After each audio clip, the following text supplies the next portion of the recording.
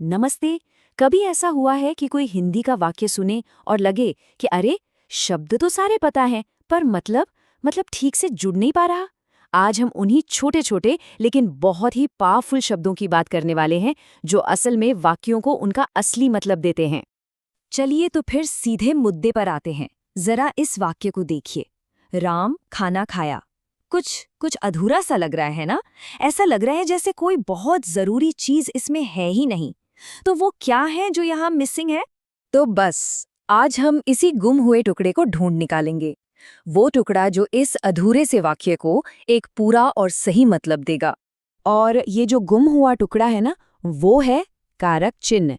इन्हें आप वाक्यों का ग्रामेटिकल ग्लू समझिए। मतलब वो गोंद जो संज्ञा या सर्वनाम को क्रिया के साथ चिपकाकर एक मजबूत रिश्ता बनाता है।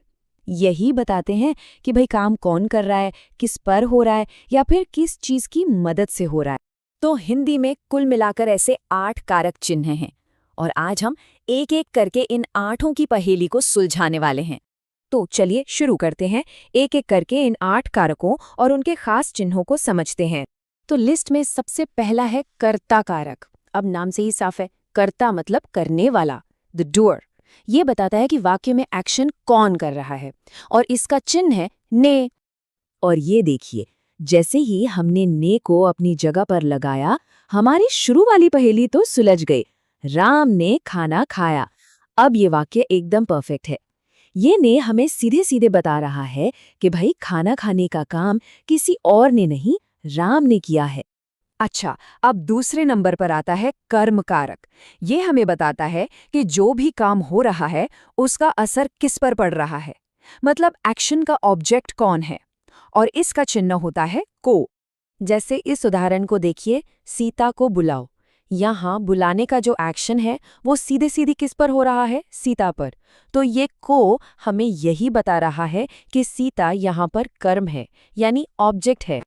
अब आते हैं तीसरे कारक पर, करण कारक। ये उस टूल या इंस्ट्रूमेंट के बारे में बताता है जिसकी मदद से कोई काम किया जाता है।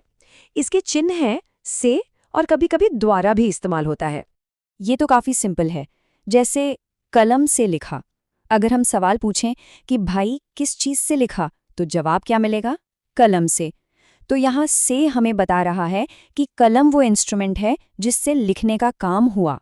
चौथा कारक है संप्रदान कारक।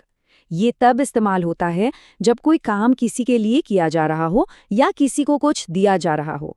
इसके चिन्ह हैं के लिए, और ध्यान दीजिएगा को भी। जैसे कि माँ के लिए फल लाया। यहाँ के लिए से एकदम साफ है कि फल माँ के लिए लाए गए हैं। लेकिन मजे की बात यह है कि यहाँ को का भी इस्तेमाल हो सकता है, और यहीं पर अक्सर लोग कर्म कारक वाले को से कंफ्यूज हो जाते हैं। तो चलिए इस कंफ्यूजन को हमेशा के लिए खत्म करते हैं।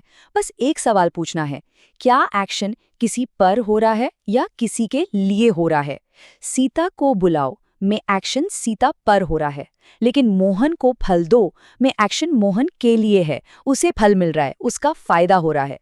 बस यही है दोनों में सबसे बड़ा अंतर। पांचवां कारक है अपादान कारक। इसका काम है अलगाव या सेपरेशन दिखाना। और यहाँ एक और ट्विस्ट है, इसका चिन्ह भी से ही है। उदाहरण देखिए, गांव से आया। यहाँ से का मतलब किसी चीज के साथ नहीं, बल्कि किसी जगह से अलग होना है। मतलब गांव को छोड़कर आना। तो से के इन दोनों रूपों को समझना बहुत बहुत जरूरी है। करण कारक वाला से इंस्ट्रूमेंट बताता है, मतलब विथ अ पेन। और अपादान कारक वाला से सेपरेशन बताता है, मतलब फ्रॉम द विलेज। एक जोड़ता है तो दूसरा अलग करता है। सिंपल। चलिए अब अगले 2 कारकों पर एक नजर डालते हैं। नंबर 6 पर है संबंध कारक, जो रिलेशनशिप या ओनरशिप दिखाता है। इसके चिन्ह है का, की, के, जैसे राम का घर। और 7वां है अधिकरण कारक, जो लोकेशन यानी जगह बताता है कि कोई चीज कहाँ है। इसके चिन्ह है में और पर, जैसे कक्षा में बैठा है। और इसी के साथ हम आ पहुंचे हैं अपने आखिरी और शायद सबसे यूनिक कारक पर। ये है हमारा 8वां कारक, संबोधन कारक। देखिए, इसे गिना तो जाता है 8 कारकों में, पर सच कहूं तो ये बाकियों से बिल्कुल अलग है। इसका काम शब्दों को जोड़ना नहीं बल्कि किसी का ध्यान खींचना है। इसे सबसे खास क्या बनाता है? यही कि बाकी सातों कारकों की तरह इसका क्रिया से, वर्ब से कोई लेना देना नहीं होता। इसका बस एक ही काम है, किसी को बुलाना, पुकारना, जैसे हे भगवान या अरे मित्र, बस अटेंशन खींचने के लिए। तो अब जब हमने इन 8 पावरफुल चिन्हों को समझ लिया है, तो चलिए वापस चलते हैं अपनी कहानी की शुरुआत में, हमारी उस पहली पहेली पर। अब हम जानते हैं कि राम खाना खाया अधूरा क्यों लग रहा था, क्योंकि उसमें कर्ता को क्रिया से जोड़ने वाला ने गायब था। सही वाक्य है राम ने खाना खाया। अब ये वाक्य एकदम पूरा है और इसका मतलब बिल्कुल क्रिस्टल क्लियर है।